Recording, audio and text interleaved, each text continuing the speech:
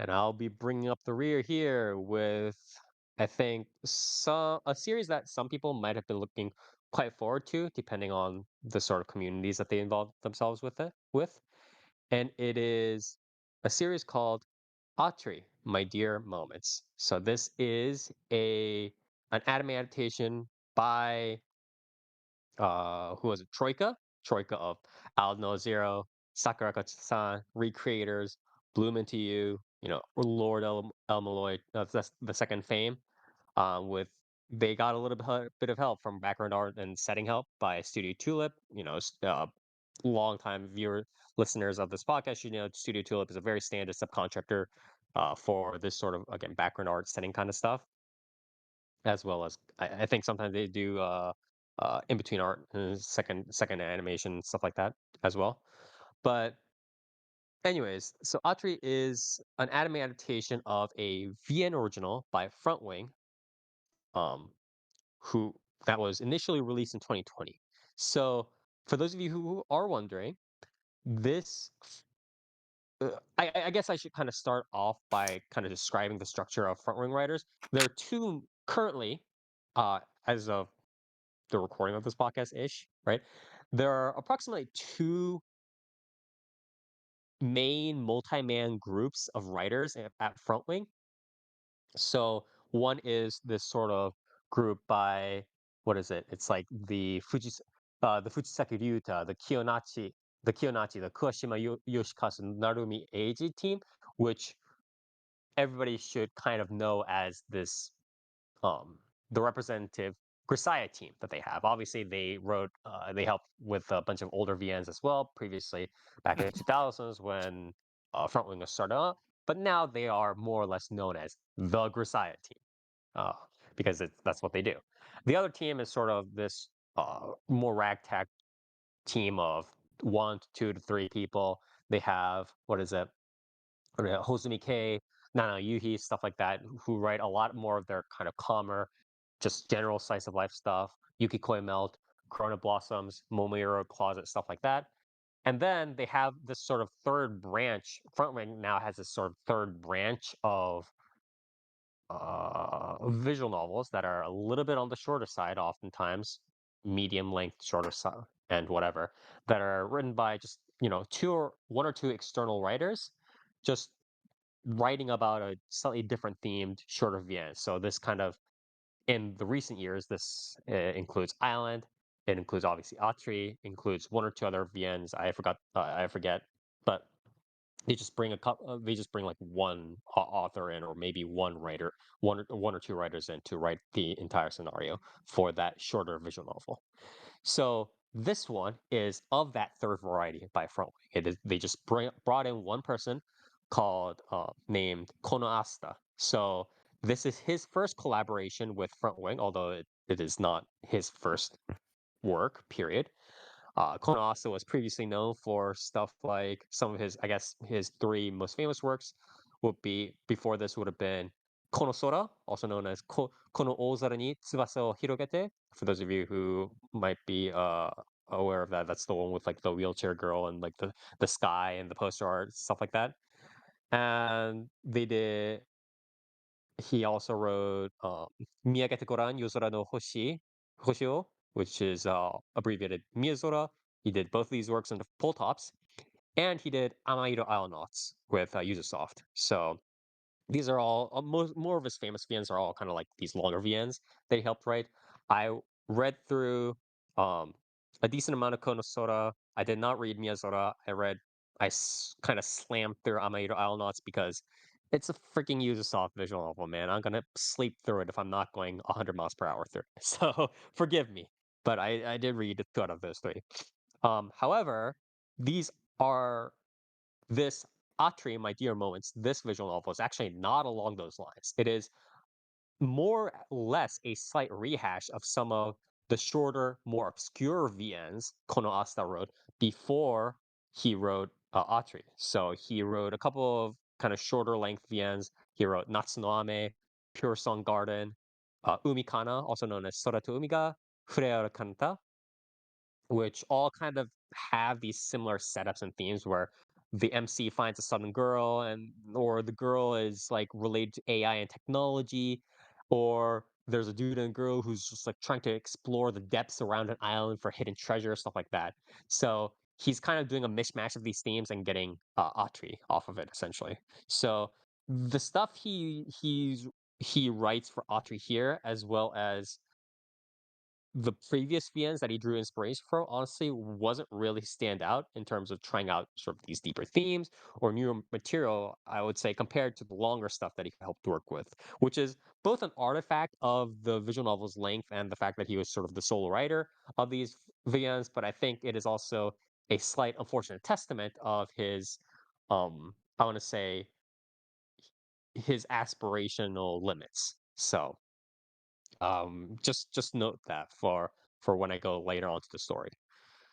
So going back to into the staff general cast, I would say this to summarize the general staff role. This is a the director here is Kato Makoto, who is one of the major directors at Troika. He is thankfully not the Aldno Zero and the Recreators director. That was Aoki A.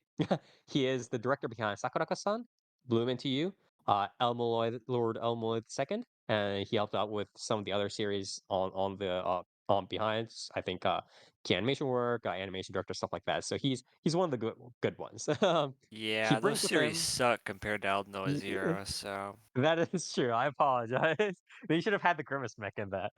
true. Uh, but he essentially managed to get a butt ton of money, a metric butt ton of money, and he slapped down that bag of cash in order to bring it with him a number of sort of these safe, heavy hitting, stable veterans who will bring in results. So one, obviously, they brought in Akitagawa Jin for sound director. I shouldn't have to really name his accomplishments. Sato Michio, another big like animator, did stuff like he does stuff like Ace Attorney. He's worked with Troika for Aldnoah Zero and so forth. Work with Attack on Titan, a lot of like popular kids shows like Beyblade, Bakugan, stuff like that. Card Captor, Railgun, just all of these things, like huge, huge, huge, huge veteran. Hajime no Ippo, so on and so forth. So he's been both a longtime Troika person and a huge veteran, and uh, Kato Makoto also brings with him another very, very, very big veteran for helping him with the series composition and storyboard in Hanada Juki. So if you guys don't know who Hanada Juki is, it's he's worked with the series composition and storyboard for stuff like Beyond the Boundary, for Chunibyo, for K-On! Stuff, for Love Live, for Natsumi Yujincho, uh, stuff like Rosa Maiden, what is it? Hibiki Euphonium, just Strike the Blood, like Comic Marker, so on and so forth. Just all of like the major Kyoani stuff, a lot of the other like very famous series that you might have heard here and there in recent days. He has worked on them. I think he did Girls Man Cry as well. He did Hitoribochi, he did Girls Man Cry. He's done a lot of good stuff. So um this project managed to get a bag of money and just slap it in front of those faces. And Kato Makoto is leading these veterans, alongside to supplement some veteran connections that Troika has had. Iguchi Mitsutaka, Kato Tomoyoshi, Shinora Mariko. These people who have worked with Troika through their Idolish 7 era and some of the other series, stuff like that. So, pretty good staff, I would say overall. I think, again, if you have names like Akitaga Jin, if you have names like Kanada Juki, if you have names like Satomichio, it's very hard to, at least audio visually, and maybe storyboarding wise, fail unless the original work is just that bad, right? So, very good staff overall. The voice actors, acting cast, it is centered around Akao Hikaru, sorry, yeah, Akao Akao Hikaru as the titular Atri, these sort of humanoid robot kind of being, and she already has like a couple of roles. She did Koharu in Blue Archive, she did Riri in Assault Lily, she did Yusha in Endro. So she's an up and comer who's been getting quite a number of roles here and there, and she's kind of being supported by a mix of A-listers such as Ono Kensho, Uchiyama Yumi, um, Minami Takahashi, stuff like that. A lot of veterans as well, Katsuki Masako, Sarah Ami Brickcut, so on. Oh yeah, I forgot. There was also Hikasa Yoko and Hosei Yoshimasa in this one, and obviously again some others who haven't really gotten their breakout chances yet. I would say again stuff like people like Minami Mayu. I would say Yurita Natsu's people like that. So a good interesting mix of people here. Again, centered around mainly Akao Hikaru as well as Ono Kensho as the male character, voicing the male character here. So pretty solid voice acting cast. Again, pretty solid staff overall, I would say. Going really quickly over audio visuals here. Uh, my opinion of the OPED, OP is a song that was, I think, composed over on the AKB machine, the Goliath, or I guess in this case, Nogizaka 46 machine slash Goliath, and it is something that is composed over there and sung by them. It is Ano Hikari by Nogizaka 46. It's a very kind of standard, if slightly subdued Nogisaka idol, that sort of, 3D idol kind of song. uh Once you've one of these, you've kind of heard them all, in my opinion, unless it's something that's very just out of the park, like Nemo Hamo Rumor by AKB48 that they put out a couple of years ago, right? Or put out one or two. Yeah, they put out 2021 a couple of years ago. Unless you have something way out of the park like that, it's usually like you've heard them all kind of business here. Um, and in my opinion, it's not as good as the VN original OP, which was Hikari Hanate by Yanagi Mami, in terms of just being a solid Anisong OP. I mean, the song isn't terrible, but I wasn't impressed by the Nogizaka like idol song just being there for the anime. The ending is yes to no no aida ni. Also transliterated as between yes and no by Nadabun no Nijini, or 22/7, the infamous sort of like 2D VTuber idol group who is also doing, live performances and stuff like that. So v- again, both of the OP and EDs were very standard idol songs, and it had this feel of, we have this bag of money, so we're going to use it to bring in some idols and get them to sing songs, and use that to bring in some eyeballs instead of spending it on other stuff, spending it on other artists that might potentially create better anime openings, EDs, or more Nah, memorable ones. Yeah, just get these idols there. You see how Nogizaka 46 is on the Oricon charts? Just get them in there. Get them right up that ass. Yeah, it kind of felt like that. The visuals kind of also was very standard OPED visuals and storyboarding. I don't, you know, the ED had like the chibi-fied characters kind of uh, walking along the background in like a paper mache, like Paper Mario kind of effect. This is something that you've seen 1,000 times in different anime EDs. OP, the different characters kind of being, sitting down, kind of still, not still, but like more quiet kind of poses, kind of going through the different characters, and it wasn't anything that really impressed me. So I know that there was a decent amount of money that did go into the OPED, but just still wasn't that impressed by it. Although it wasn't by any means, again, terrible. Overall, again, BGM, I there was nothing really to write home about. Visuals, I think they were consistently clean and above average animations and like still frames from Troika. It wasn't as uh wow, like cleanly just two steps up like what I saw from Makiin. Uh, when I was reviewing that last week. So it wasn't as good. It wasn't as like just step up as Makin, but it was still pretty good from Troika, I think, this effort. And there's nothing to really gripe about here. Uh, the only time where the models might be slightly suspect at times is just if they had like character models way out in the background or like characters way in the back of scene, like w- they have like a cut of a classroom and there are just some kids way in the back and like some of those models might be a little bit suspect.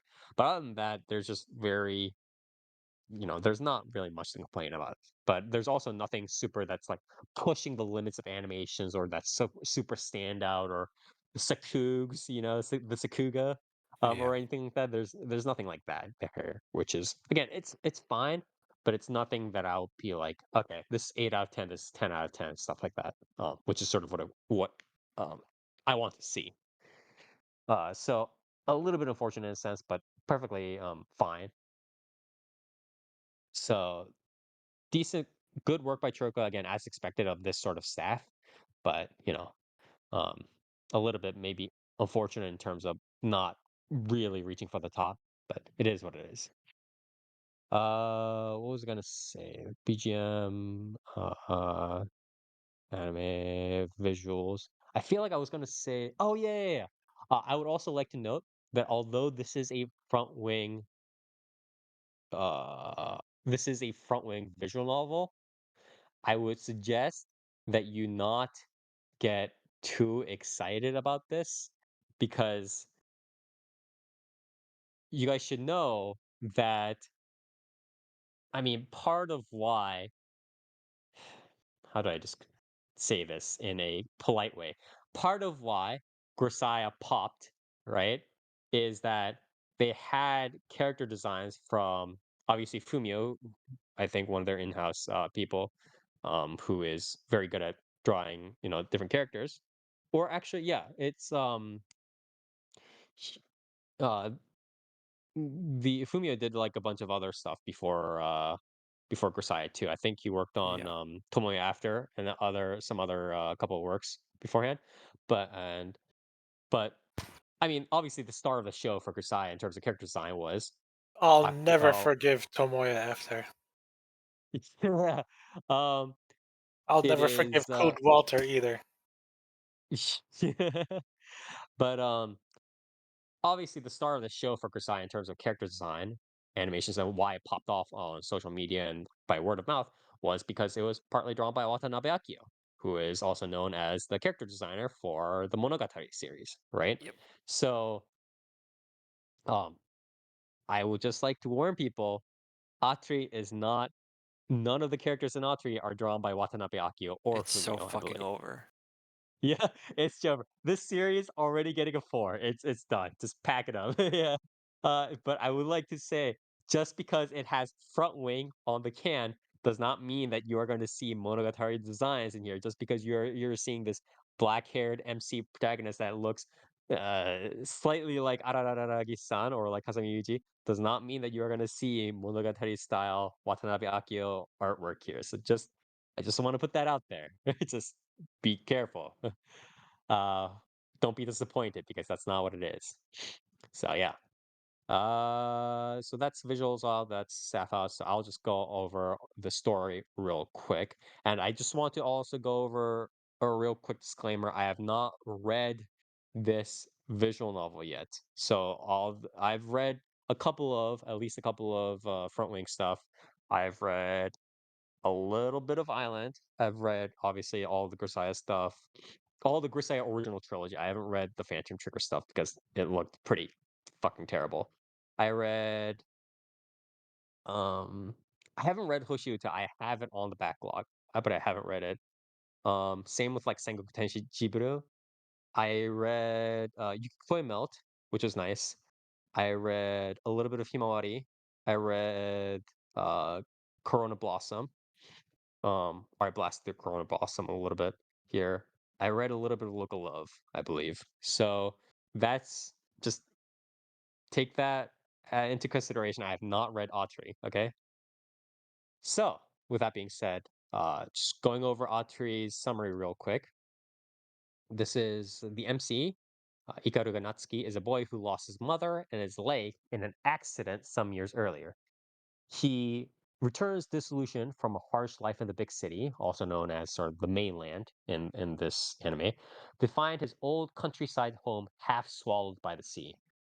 Left without a family, so this is probably due to like climate or some like natural disaster or whatever. Left without a family, all he has to his name is the ship and submarine left to him by his oceanologist grandmother and her debts.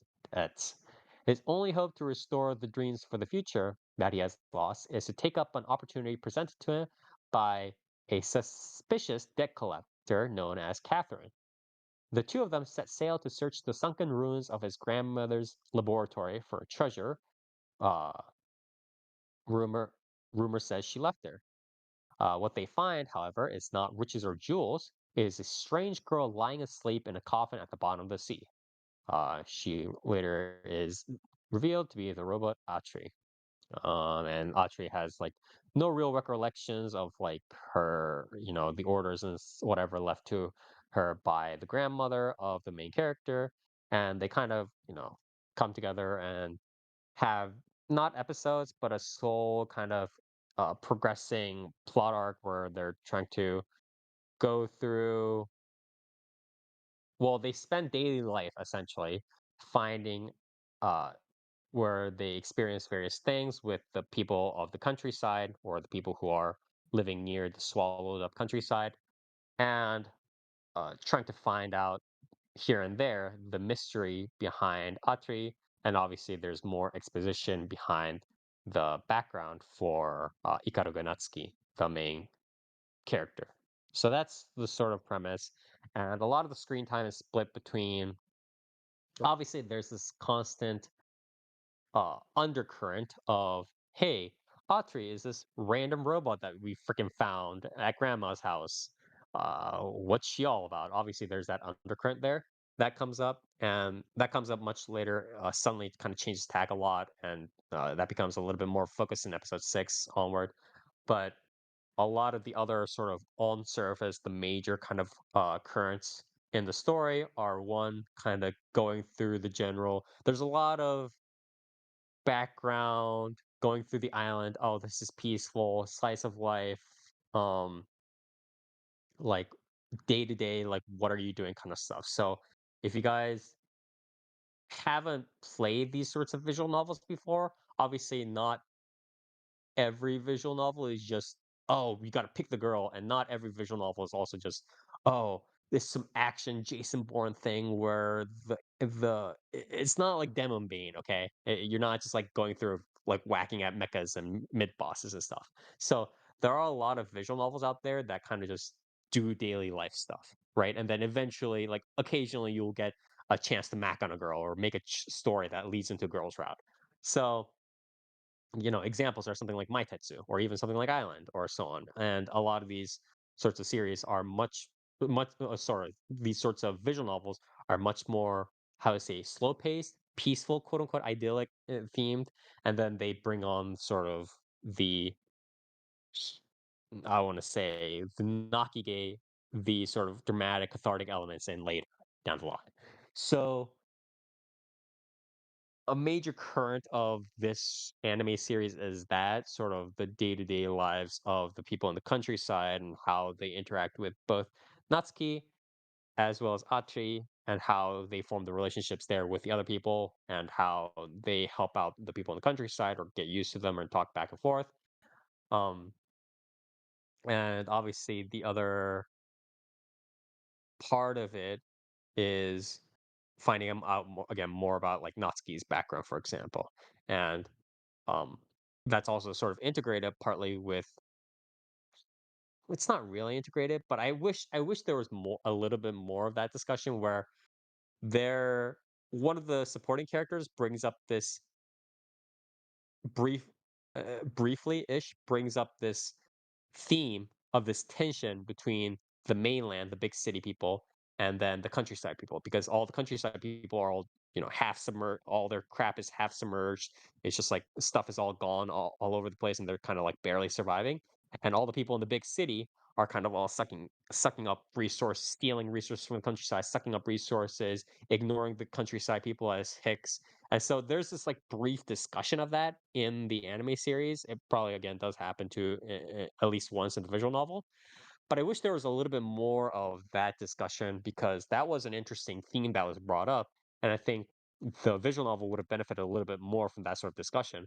But that was like discussed a little bit, and then it was kind of hidden away later, which was very, very unfortunate. So most of it's kind of a mix between the daily lives of how Natsuki and Atri relates to the countryside people, and then the other sort of under set of undercurrents is finding out more about Natsuki's backstory as well as how that connects with Atri and so on. So and obviously the slight eventual growing thoughts of romance and whatnot.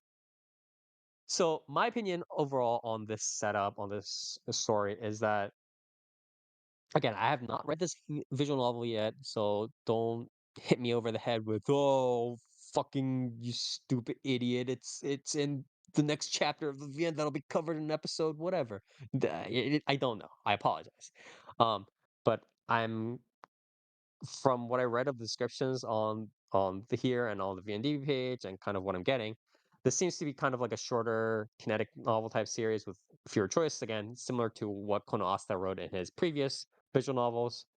Um, and also similar to the trend that Front Wing kind of kept following ever since 2017, 2018, when they kind of started out with these Grisaya Phantom Trigger kind of discs that I never really liked. And it kind of feels like the anime adaptation is going to just try to barrel through the true end in 13 episodes, but it's quite slow paced. And I don't know. So what I mean by slow pace is that there's like brief kind of foreshadowing and allusions to Natsuki's backstory and a little bit of allusions here and there to what kind of might be sort of Atre, um, but no real depth, deep dives into Atre's backstory or Natsuki's backstory. Um, well, a little bit of a slight dive into Natsuki's backstory, but essentially nothing into Atre's backstory, right? So that being said, that sort of general vague allusions plus 80-90% of it just being kind of like a slice of life interactions of the two with the rest of the countryside folks, that ends up being the sort of general pace and tone of the story up until episode 6. And what I'm thinking at that point is, okay, you have 13 episodes and you only really started going into the deep end in episode 6. So is this a series is this a series that just simply doesn't have that much material and it's just a very kind of a slightly lighter novel or visual novel where most of it's based around just, wow, we're just looking out at the sea.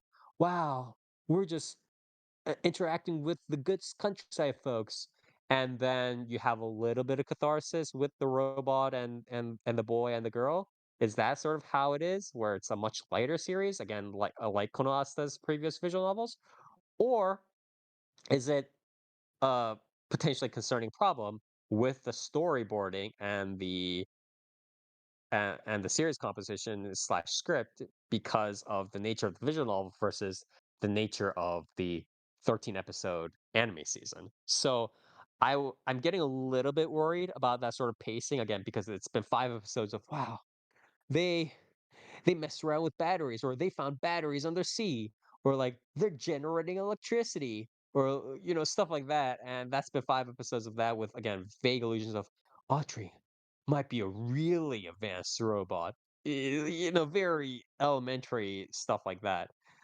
where they're not really doing a lot of exposition.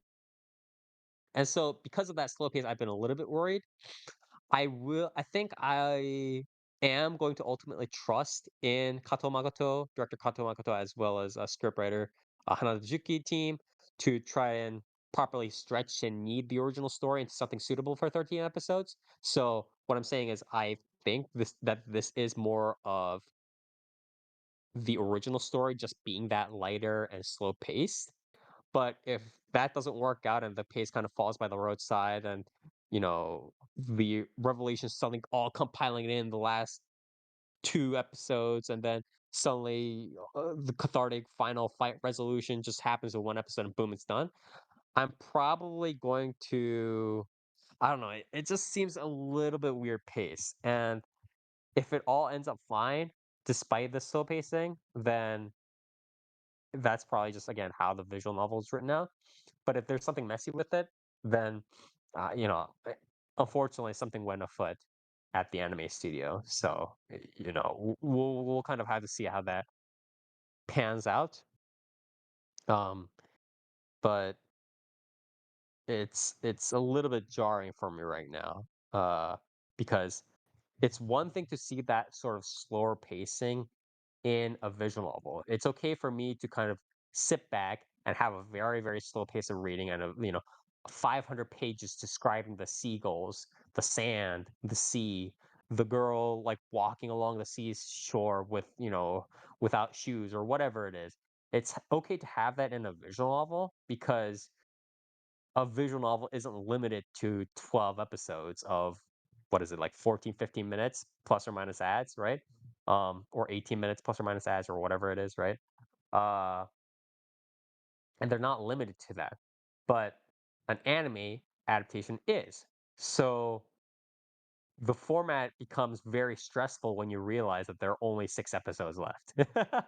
As opposed to the visual novel where, you could have 100 more paragraphs of these descriptions left. What if they So just have 6 more episodes of them walking on the beach and nothing happens? then it's just another PA Works. It's another 2020 PA Works, bro. True. Yeah. Fucking we're going back glassless further. Ugh. Uh but I am going to put my trust in Katamakata's team to properly knead out the story, and I'm going to assume that this is how the original visual novel is paced, more or less. Um, I think this is fine. I'm not criticizing the ratio of what it has in the visual novel. Again, I would like maybe a little bit more discussion on the mainland versus countryside kind of thing.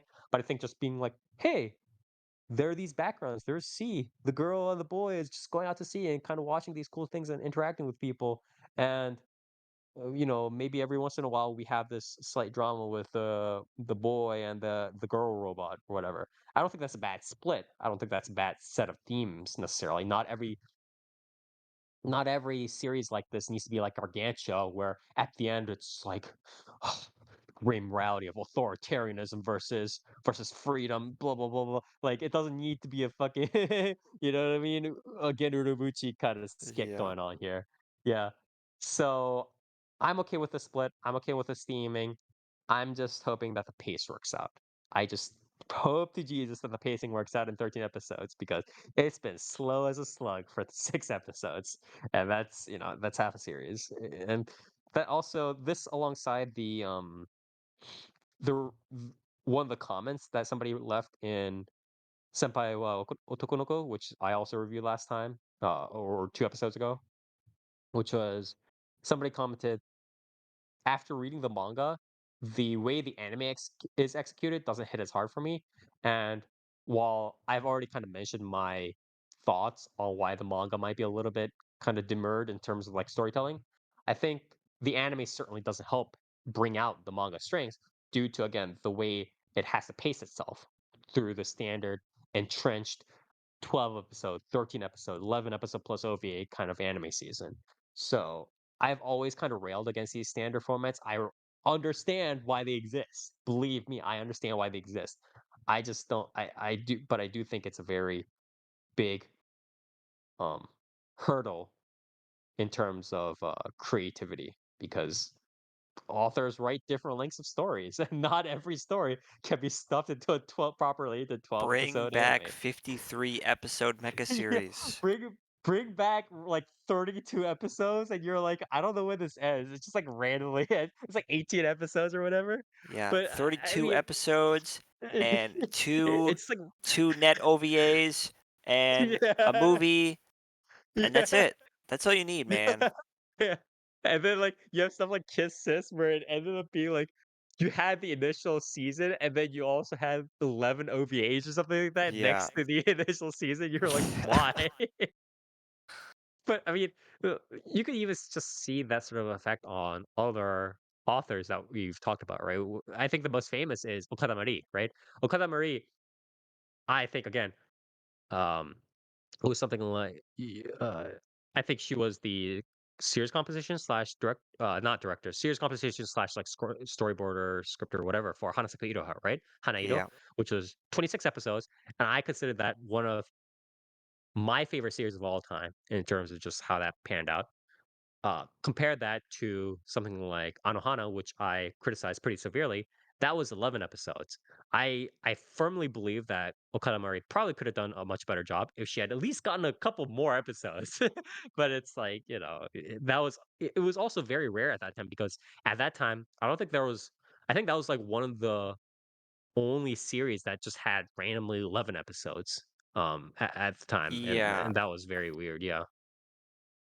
There I mean, were like a bunch of series I that had think like 13 during episodes, stuff like that, but not during 11. that era, I think there were still kind of a couple of Yeah, series that were it's like, yeah, we'll do like 10 episodes, or yeah. we'll do like I don't know 15, and 14. it's like Yeah, what? exactly. Like, what? Okay. Yeah. But yeah, a little bit unfortunate, but overall, I think it it kind of pans out okay, but there's not that much in this series that I'm super impressed by. That doesn't mean that I'm hating on it. I'm just like, oh, this clearly this like setup is crap or whatever. But I'm just not super impressed by um how it's formulating things, whether it's through the audiovisual stuff or whether it's through the story or the setups. So I I do think that again, audiovisual wise, it is definitely above average and consistently stays above average. I will probably give this a I'll probably give this a 5. No, I would give this a 6. I think it would be a little bit weird for me to give it a lower score than Makiine. Makiine, I think. Especially after I compared Makiine to something like Oregairu, and I was like, fucking whatever. Although I didn't really hate Makiine either, and I gave Makiine a 6 out of 10.